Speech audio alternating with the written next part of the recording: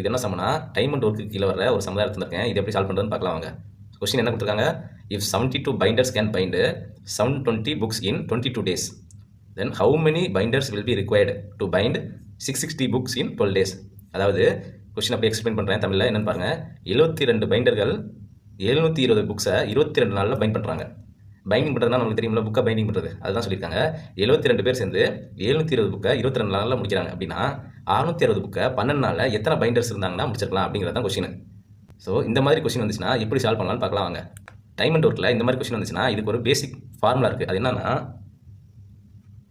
M1 into day 1 into hours 1 divided by efficiency 1 equal to M2 into D2 into hours 2 divided by efficiency 2. அதாவது எம்னா என்னதுன்னா man power. எத்தனை பேர் இங்கே binders தான், இங்கே மேன் எத்தனை பேர் 22 பேர் எடுத்துக்கலாம். அதே மாதிரி இந்த ஃபஸ்ட்டு லைனில் உள்ளது எல்லாமே 1 M1 D1 H1 அது மாதிரி எடுத்துக்கணும். செகண்ட் லைனில் இருக்கிறதெல்லாம் M2 D2 H2 அதில் போய் சப்ஸ்டிட் பண்ணணும். இப்போது எஃபிஷியன்சின்னு இருக்குல்ல, இது என்னதுன்னா திறன் அர்த்தம்.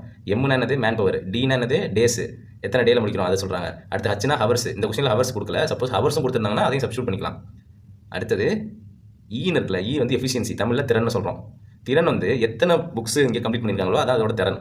இங்கே என்னது 720, அதான் இங்கே E1 வரும். அதே மாதிரி E2 என்னது 660 புக்ஸ், அதான் E2வில் சப்ஸ்டிட் பண்ணணும். ஸோ 1 by 1 சப்ஸ்டிட் பண்ணலாமா?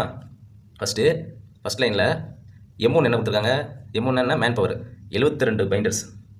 M1 என்னது 72 இன்ட்டு எத்தனை டேயில் 22 டேயில் 22 டேஸில் கம்ப்ளீட் பண்ணுவாங்கன்னு சொல்லியிருந்தாங்களா.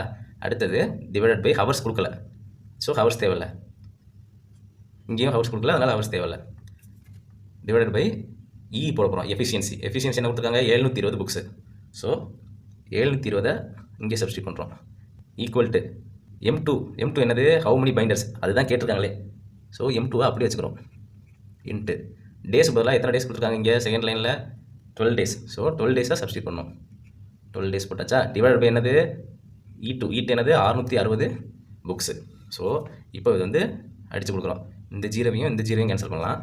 அதே மாதிரி ஒரு 72க்கு ஒரு 72 கேன்சரு. இங்கே வந்து 2 6 12 11 6 66. அடுத்தது மேலே ஈக்குவலுக்கு 1 இதில் வந்து 11 2. ஸோ இந்த 11 தான் இப்போ பேலன்ஸ் இருக்குது. ஸோ இந்த 11 இங்கே மேலே கொண்டு போகிறோம். மேலே கொண்டு போனோம்னா என்ன வரும்? 11 × 11 ஈக்குவல் டு M2. 11 × 11 எவ்வளோ? 121 தான் இதுக்கு ஆன்சர். ஸோ 121 பைண்டர்ஸ் தேவைப்படும்.